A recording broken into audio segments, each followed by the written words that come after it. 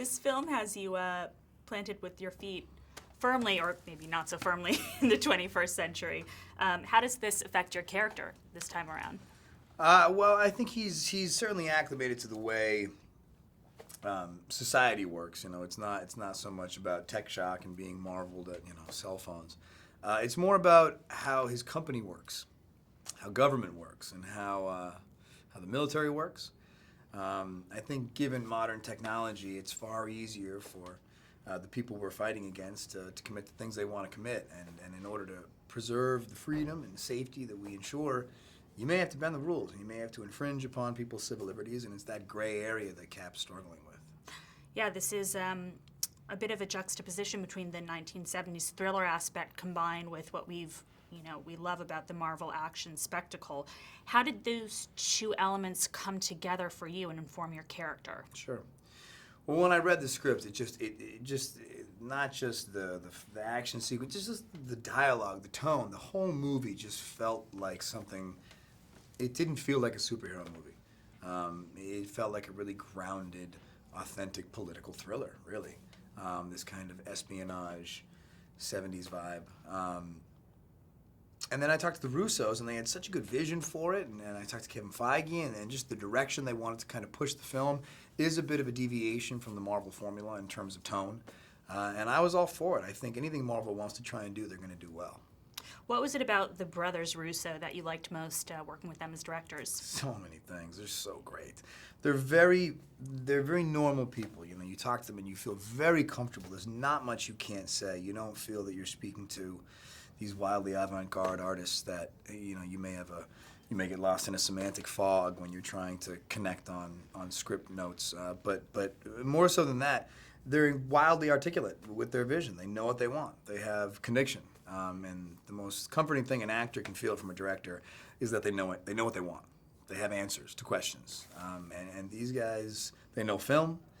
They know what's good. They know what's bad. You trust their internal barometer. And it's a very comforting feeling as an actor. Yeah, and in order to really kind of get to the plots, there is a lot of action to support that. Yeah. Modern fighting techniques you might have learned, gymnastics. Yeah. Tell me about that. Yeah, we did gymnastics. It was so fun. I was like a little kid. Yeah, we tried to step up Cap's fighting ability. And so part of that was making it a more acrobatic, fluid type of attack. So we did about a month of gymnastics classes. And it's just, rolling and tumbling and flipping and spinning and just trying to keep things fluid and coordinated and not stepping on your own feet. Were all those techniques new to you? Yeah, to some degree. I mean, it's funny how some things can just almost feel like dancing sometimes. And I mean, there's a familiarity to fluid movements, even if you play sports, But it's the devil's in the detail.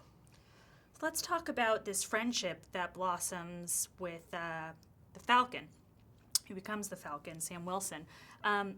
How does that help move your character's story along? Can you tell us about that friendship? Sure. Well, it's one of these bonds that, Cap is. He's still a man at a time, even though he's become acclimated to his modern era.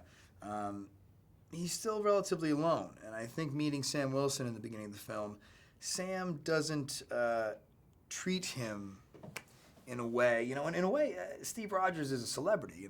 He wears a mask when he fights, but everybody knows what he looks like. He's a regular human being. It's, being frozen for 70 years. These are all things that have made him very known. And as a result, there's a feeling of alienation that can come from that. And I think Sam Wilson just treats him like a regular man. And instead of trying to talk to him as Captain America, a superhero, he talks to him as a soldier. And there's a bond that's formed pretty quickly. And it's certainly something that Steve Rogers needs at that point in his life. And I don't want to give too many plot points away, but something happens, and when you can't trust the people you know, sometimes you got to trust the people you don't know, and Sam falls in that category.